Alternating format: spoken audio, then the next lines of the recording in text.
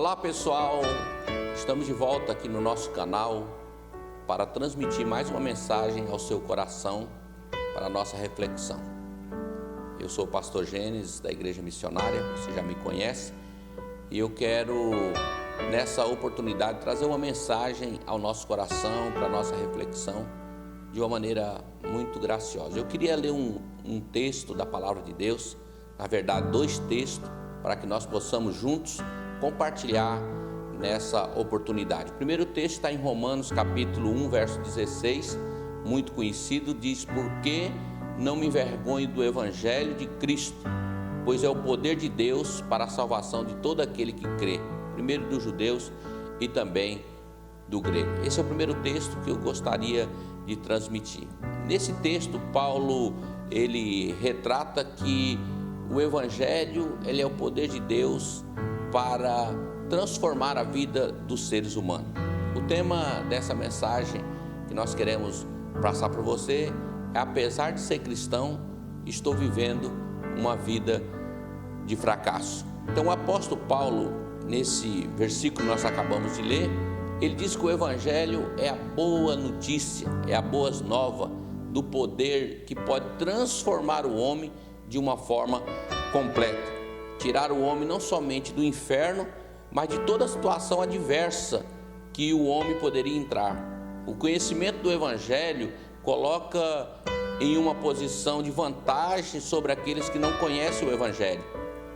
Quando isso não se torna realidade, o cristão passa a viver uma vida de fracasso. Então, toda vez que você tem um encontro com o Evangelho não traz ao seu coração, à sua vida, uma transformação, esse Evangelho deixa de ser um Evangelho transformador. Então nós temos visto muitas pessoas que, apesar de serem cristãos, estão vivendo uma vida de fracasso. Então o maior fracasso do cristão não é quando ele não tem um emprego, não é quando ele não é bem sucedido, não é quando ele não é possuidor de muitos bens, né?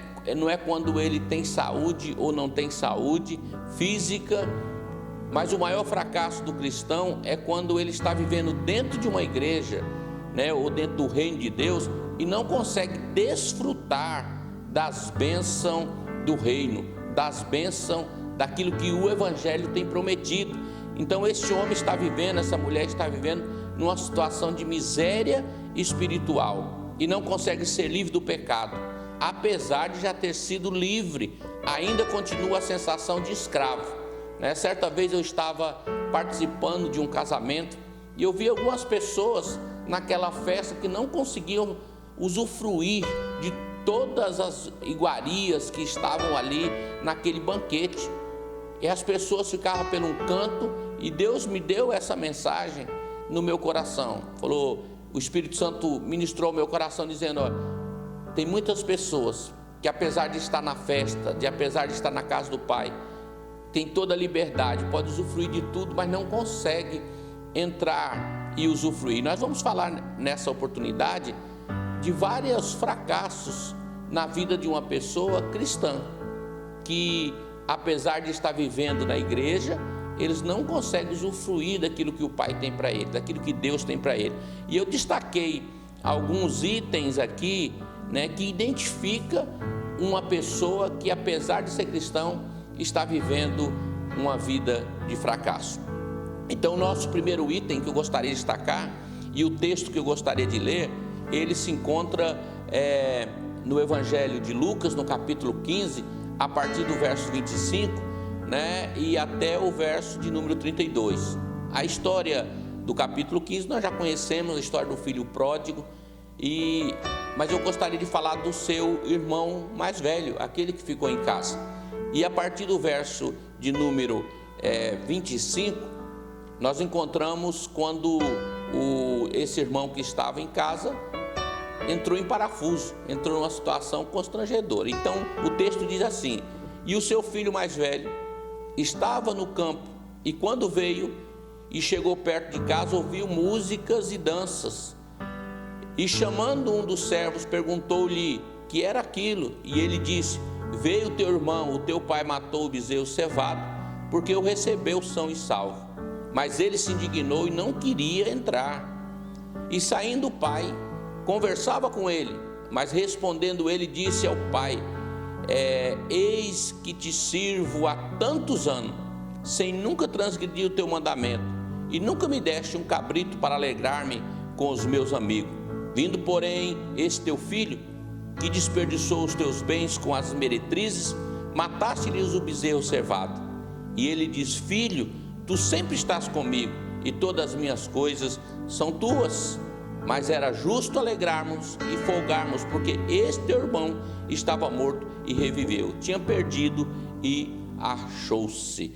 Observe bem que eu quero destacar para você nessa oportunidade. O primeiro fracasso da vida de um homem, de uma mulher que está vivendo, o primeiro fracasso de um cristão é quando ele não sabe o que acontece na casa do pai. O verso 25 e 26 fala isso.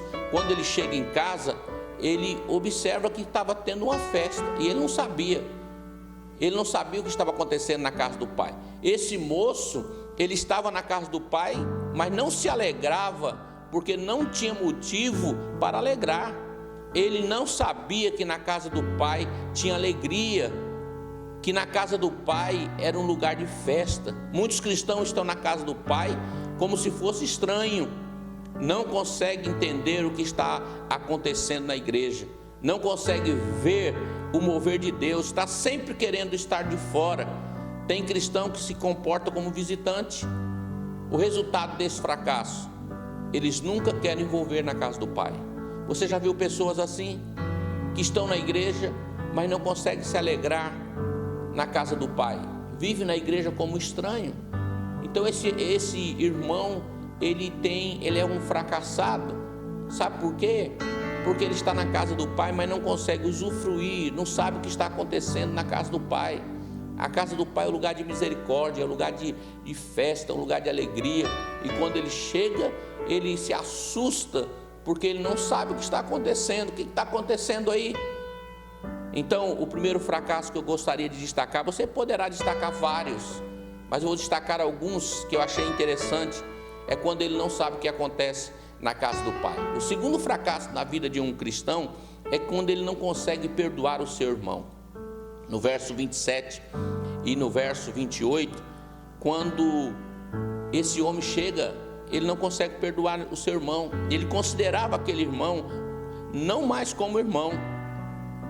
Ele diz: esse teu filho. Ele não chama esse meu irmão, esse teu filho.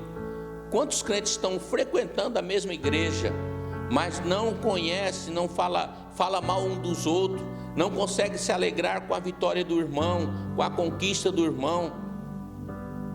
O irmão recebe uma bênção, conta o testemunho, ele está lá no banco murmurando, reclamando, aí quer se aparecer. Não é desse jeito. Quando alguém conta que foi abençoado, ao invés de se alegrar, ele se entristece. Então, o segundo fracasso que eu gostaria de destacar é quando ele não consegue alegrar com a vitória do seu irmão. Ele olha para aquele irmão e ele considera aquele irmão como se fosse qualquer pessoa. Ele não considera aquele irmão uma pessoa que era o seu irmão. Ele diz: esse teu filho voltaste. E agora, o que acontece? Ele voltou e o Senhor fez uma festa para ele. Não consegue se alegrar com a vitória do seu irmão. O terceiro fracasso que eu gostaria de destacar é que aquele irmão, ele não reconhece que o seu pai perdoa e continua amando os seus filhos, mesmo depois dos erros. Às vezes, meu querido irmão, as pessoas não conseguem perdoar as pessoas que estão ao seu lado, as pessoas que estão próximas, não conseguem olhar alguém que cometeu uma falha, alguém que errou, alguém que fez algo que não deveria fazer. De repente ele é perdoado, ele retorna, se reconcilia e é perdoado. E ele não consegue entender que o pai dele, que Deus, perdoa os nossos pecados. Então o maior fracasso de um irmão é que ele não reconhece que seu pai é um pai perdoador, que continua amando o indivíduo mesmo depois que ele falhou. Quando o indivíduo se arrepende, Deus o perdoa. E Deus continua amando aquela pessoa da mesma forma, mas para algumas pessoas que estão na igreja, isso para ele é um terror. Alguém errou, não deveria ter perdão. Alguém falhou, não deveria ser perdoado. Porque se fosse perdoado, se for perdoado, é como se fosse um mau exemplo. Meu querido irmão, nosso Deus é um Deus perdoador que nos perdoa. Não importa quantas vezes você errou, Ele perdoa os nossos pecados, as nossas transgressões. Certa vez o apóstolo Pedro, perguntando ao Cristo, dizendo: olha, Senhor, quantas vezes nós devemos perdoar os nossos irmãos? 3 vezes? 7 vezes? Ele diz: não só 3 vezes, não só 3 vezes, mas 70 vezes 7. Então isso não é dizer que tem que ter Deus estava falando, não tem um limite para perdão. Consequência é diferente, mas perdão nós devemos perdoar. Aquele moço não conseguiu entender que Deus ama o pecador, não por aquilo que ele fez, mas por aquilo que ele é.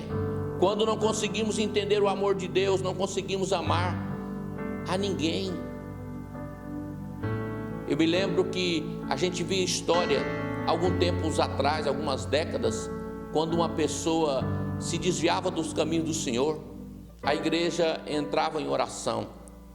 As pessoas começavam a chorar, a orar por aquelas pessoas, orar por aquelas pessoas, chorar por aquelas pessoas. E de repente, pouco tempo depois, aquela pessoa entrava chorando na igreja, se arrependendo dos seus pecados. Hoje, muitas vezes as pessoas saem, se desviam da presença do Senhor, e muitas pessoas dizem: já foi tarde, já deveria ter ido há muito tempo, sem nenhum pingo de amor, sem nenhum pingo de compaixão. Irmão, nós precisamos voltar à essência do amor de Cristo em nossas vidas. Nós precisamos voltar a ser igreja de verdade, corpo de Cristo, apaixonado por pessoas que falham, pessoas que são certas, pessoas que estão caminhando. Todos nós somos pessoas imperfeitas, todos nós temos erros e muitos erros. Talvez você não esteja errando numa área, mas você está errando em outra. Talvez você não esteja falhando em uma área, mas você esteja falhando em outra. Eu sempre considero que a igreja é como um hospital. Todos os dias está chegando pessoas de diversas maneiras, pessoas doentes de diversas formas. Uns estão na UTI, outros estão saindo da UTI, outros estão apenas com a dor de cabeça, outros estão ali só para fazer um preventivo, fazer uma consulta rotineira, mas todos estão precisando de médico. Não importa o tamanho da doença, mas todos estão precisando de médico. Então nós precisamos voltar a ser igreja. Então o fracasso de um cristão não é quando ele não tem bens, quando ele não tem posse, é quando ele não consegue cumprir o evangelho, a palavra de Deus. Quando ele não consegue ser transformado por esse evangelho transformador que Paulo diz: o evangelho é o poder de Deus para a transformação de todo aquele que crê. Então esse rapaz era um homem fracassado, estava na casa do pai e não conseguia entender. Hoje, alguém diz já que é tarde, que já deveria ter ido embora, foi embora, desviou-se. É hora de nós orarmos por aquelas pessoas que deixam as nossas igrejas, desviaram, que cometeram falha. É hora de nós voltarmos e chorar por eles, porque Deus tem misericórdia deles. Outro fracasso na vida de uma pessoa que está na igreja e se torna, apesar de ser cristão, está vivendo uma vida de fracasso, é quando ele está vivendo debaixo da culpa, não consegue perdoar o seu passado. Deus já perdoou o seu passado, mas ele não consegue perdoar. O pior fracasso de pessoas é quando elas não conseguem perdoar o seu passado. Deus já te perdoou, meu irmão, Deus já te perdoou, minha irmã, mas você fica o tempo todo lembrando: olha, em 1914 eu tive um problema, pensa que eu me esqueci daquela situação, pensa que eu me esqueci daquilo, eu me lembro quantos dias, quantas horas, quantos minutos que isso aconteceu, quanto tempo que isso aconteceu. Misericórdia, Deus tenha bondade da sua vida. Deus tenha misericórdia de você, meu irmão e minha irmã, que vive nessa vida. Deus já perdoou os seus pecados. A palavra do Senhor diz que os nossos pecados Ele não se lembra mais. Ele já nos perdoou de toda mazela, de todo pecado. Viva como um homem livre, viva como uma mulher livre. Esse moço estava se culpando. Então, um dos fracassos do cristão é quando ele não consegue perdoar a si mesmo. Ele vive o tempo todo debaixo de culpa daquelas coisas que aconteceram no passado. Nós precisamos ter esse entendimento, essa compreensão. Vive o tempo todo reclamando, murmurando, né? Um dia dorme alegre, no outro dia acorda, como dizia meu pai, com 600 capeta no couro. Um dia está cheio de alegria, um dia está cheio de tristeza. Não consegue vencer o pecado, não consegue crer que Deus tem promessa para a sua vida. É o tempo todo murmurando, é o tempo todo reclamando, reclama disso, reclama daquilo, nunca está bom a vida para ele, o tempo todo se culpando. Ah, se eu tivesse casado com o Joãozinho, ah, se eu tivesse casado com a Mariazinha, ah, se eu tivesse ouvido isso, ah, se eu tivesse... Meu irmão, não tem como voltar a fita, não tem como voltar o passado, não tem como voltar lá atrás. A gente tem que olhar para frente, o passado já se foi. Olhe para frente, olhe para as promessas de Deus, olhe para aquilo que Deus tem para a tua vida. Não fique olhando para o seu fracasso, para o seu passado, porque o seu passado não tem como voltar mais. Aproveite aquilo que você fez de errado no passado, não faça mais no presente, faça as coisas certas. Deixa eu lhe dizer, pessoa que vive no passado, ele não consegue ter presente, e quem não tem presente não consegue ter futuro. Entenda isso, entenda isso. O passado pode estragar o seu presente, e o seu presente, sem ter uma realidade, você não vai ter um futuro, porque o futuro é o que nós estamos construindo hoje.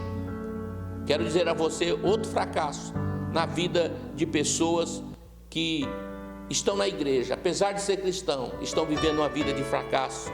É quando não consegue desfrutar da herança do pai. Esse moço estava na casa do pai e tem a cara de pau de dizer: pai, eu trabalho para o Senhor incansavelmente. Pai, eu estou aqui com o Senhor a vida toda. Não sou como esse outro aí que só está te dando trabalho. Levou a herança dele, gastou tudo. Eu estou esse tempo todo com o Senhor e o Senhor nunca teve a coragem de me dar um cabrito para mim se alegrar com os meus irmãos. Eu imagino o pai chegando próximo daquele moço, colocando a mão nos seus ombros e olhando dentro dos olhos dele e dizendo: filho, eu não estou entendendo, eu não estou compreendendo. Você está aqui comigo todo esse tempo, você ainda não entendeu que tudo que eu tenho lhe pertence. E era justo que nós nos alegrássemos com esse seu irmão, porque ele estava morto e ele voltou, ressurgiu novamente. E você não consegue entender que tudo aquilo que está aqui na nossa casa lhe pertence. Há um monte de cristãos que um dia entregaram a sua vida para Jesus, que estão nos templos, nas igrejas, muitas vezes até liderando, mas elas não conseguem entender que eles são herdeiros de Deus. Estão na igreja como fossem estranhos, não sabem o que acontece na casa do Pai, não sabem que tem promessa para a vida dele, que tem herança, vivem como se fossem escravos, mendigando o pão, quando o pai tem um banquete todos os dias preparado para os seus filhos. O pai tem prazer em abençoar os seus filhos, o pai tem prazer em abençoar a sua vida, o pai quer dar o melhor para você, mas o resultado, essas pessoas estão vivendo como se eles fossem sem herança, umas pessoas que não têm promessa, que não têm herança. Isso é um fracasso. Apesar de ser cristão, estou vivendo uma vida de fracasso. E já chegando ao final, outro fracasso é quando ele está na igreja, mas ele não sente a presença de Deus. Oh, meu irmão, como é triste. Alguém que vive tanto tempo, mas não consegue sentir a presença de Deus. Qual foi a última vez que você sentiu a presença de Deus? Ou melhor, a presença de Deus deve ser sentida todos os dias em nossas vidas, porque a palavra do Senhor diz que o Espírito Santo veio habitar em nós. Então Deus está conosco todos os dias. A presença de Deus não deve ser num culto avivado, não deve ser numa reunião de fogo. Eu senti a presença de Deus. A presença de Deus, ela deve ser contínua. Eu tenho que entender. Mas a presença de Deus, ela só é sentida continuamente quando a gente vive intimidade com Deus. E essas pessoas estão na igreja, mas não conseguem sentir a presença de Deus, não conseguem ter essa paz de Cristo no seu coração, não conseguem viver uma vida de amor, não conseguem perdoar o seu irmão, não conseguem amar o seu irmão, não conseguem olhar para as pessoas que fracassaram e ter misericórdia delas. Está vivendo na igreja, mas está vivendo uma vida de fracasso. Não tem a presença de Deus, apesar da presença de Deus estar ali, mas ele não consegue se envolver com a presença de Deus. E de repente essas pessoas começam a desanimar. Não quer mais servir. Porque, meu querido irmão, a vida cristã só tem prazer, só tem alegria se a gente viver ela de forma intensamente. O reino de Deus a gente precisa viver de forma intensa. A gente não pode viver o reino de Deus de uma forma vazia. A gente tem que viver com intensidade o reino de Deus, com alegria o reino de Deus, porque senão não vale a pena servir ao Senhor. Então esse moço estava na casa do pai, mas não se aceitava como filho, ele não se via como filho. Esse é um dos fracassos. E encerrando, o nosso fracasso é quando ele não consegue contribuir no reino de Deus. Você já viu um monte de cristão que não consegue contribuir no reino de Deus? Muitas vezes não é só questão financeira, mas contribuir com os seus dons, contribuir com a sua vida, contribuir dando bom testemunho, contribuir fazendo aquilo que é certo, contribuir vivendo o evangelho, contribuir vivendo uma vida que não dê um mau testemunho na sua sociedade, contribuir de maneira ímpar, vivendo o evangelho. Muitas vezes quando nós falamos em contribuir, as pessoas já se uriçam todas, dizendo que quer contribuir, já vai pedir dinheiro, já vai pedir oferta. A gente está tão preso nesse mundo de mamon, nesse mundo do dinheiro, da riqueza.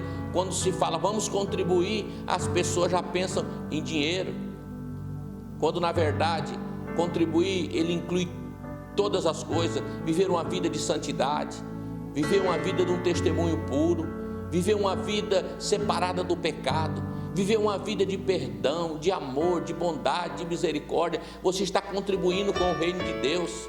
Você está contribuindo com aquilo que Deus tem para nossas vidas. Ele não consegue entender a lei da semeadura. E às vezes, muitas vezes, querido, nós somos fracassados porque perdemos a visão do reino de Deus. O Senhor diz: aqueles que semeiam pouco, pouco vai colher. Não importa, em todas as coisas. Tem gente que quer receber presente, mas nunca dá presente para ninguém. Tem gente que quer receber abraço, mas nunca abraça ninguém. Tem gente que quer receber carinho, mas não recebe porque nunca dá carinho para ninguém. Quer receber atenção, mas nunca dá atenção a ninguém. Por isso, nessa oportunidade, eu gostaria de deixar para você que está me ouvindo, aonde quer que você esteja, como está a sua vida? Você tem sido um crente que, apesar de ser cristão, está vivendo uma vida de fracasso? Está fracassado? Não é porque você não tem dinheiro, não é porque você não tem posse, não tem bem, ou até mesmo tem tudo isso que eu estou falando, mas está na igreja, mas não consegue se envolver com Deus. Esse moço estava na casa do pai, vivendo na casa do pai, mas ele não conseguia ter um relacionamento com seu pai, não conseguia ter um relacionamento com seu pai, ele não conseguia usufruir dos bens que o pai tinha. Ele não conseguia almoçar, jantar, tomar café com o pai e ver que aquilo é herança dele. E quando o irmão chega que estava perdido, que estava jogado, de repente as coisas acontecem. Deixa eu contar um pequeno testemunho que aconteceu conosco. Um certo irmão da nossa igreja, não vou citar o nome, mas ele teve um problema e saiu fora da igreja. Era um líder da igreja, foi embora. e gerou uma situação constrangedora na igreja, na família. E um dia nós reunimos os homens da igreja, falo isso para a glória de Deus, reunimos os homens na igreja, numa reunião de homens, e definimos, olha, a partir de hoje, nós vamos orar pelo nosso guerreiro, e nós queremos de volta aquele irmão, e começamos a orar, e buscando, e informando, de repente, aquele irmão volta, e aquele irmão teve uma atitude nobre, chegou na casa, havia se separado da sua família, voltou, se reconciliou com a sua esposa, se reconciliou com seus filhos, foi na casa dos seus sogros, reconciliou com eles, pediu perdão para todo mundo. E eu havia dito que o dia que esse irmão voltasse, nós íamos fazer um mini teatro, tipo aquele do filho pródigo.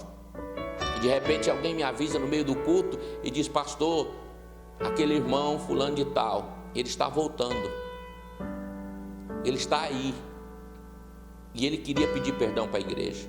Imediatamente eu avisei alguém: arrume um paletó, arrume uma sandália, arrume aí um anel. E as pessoas saíram à procura de um anel, e de uma sandália e de um paletó.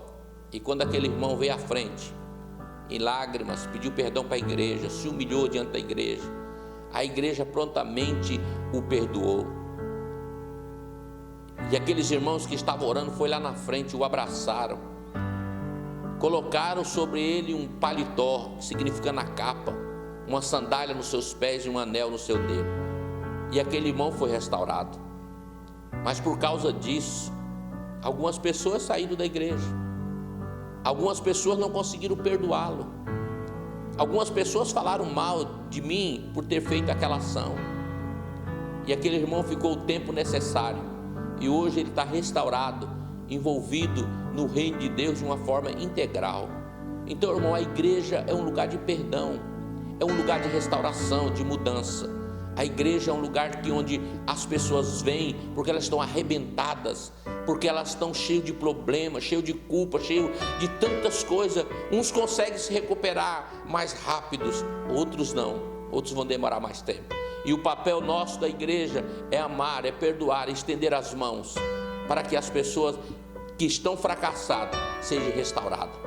Eu deixo essa mensagem para você nessa oportunidade, e eu quero orar com você. Talvez você seja um desses homens ou mulheres que está vivendo na igreja, não consegue perdoar, é um fracassado, é alguém que está vivendo, apesar de ser cristão, está vivendo uma vida de fracasso. Mas eu quero dizer para você nessa oportunidade, eu quero orar com você, eu quero convidar você para vir ao templo, para vir orar. Eu quero convidar você, onde você esteja, se reconciliar com o Senhor, reconciliar com seus irmãos, restaurar a sua vida com Cristo. Por isso, em o nome do Senhor Jesus Cristo, volte para a casa do Pai. Pai, em o nome do Senhor Jesus Cristo, eu oro por esse homem, por essa mulher, que agora, Senhor, ao ouvir essa mensagem, ele entendeu que ele precisa se reconciliar, que ele era um fracassado, mas agora o Senhor está restaurando, porque ele está reconhecendo que ele precisa mudar. E em nome do Senhor Jesus Cristo, eu declaro restauração, transformação, e que ele seja uma bênção na casa do Senhor. Que Deus abençoe a sua vida, que Deus abençoe a sua igreja na terra, que Deus abençoe a nossa nação, que Deus abençoe o Brasil, que Deus abençoe a todos aqueles que entendem que estava vivendo de uma forma terrível, mas Deus veio para transformar a vida de cada um de nós. E saiba, o Evangelho é o poder de Deus para a transformação de todo aquele que crê. Creia nisso. Deus tem uma boa notícia para você. Jesus nos deu uma boa notícia. O Evangelho é a boa notícia. Que o Deus Todo-Poderoso continue nos abençoando em nome de Jesus.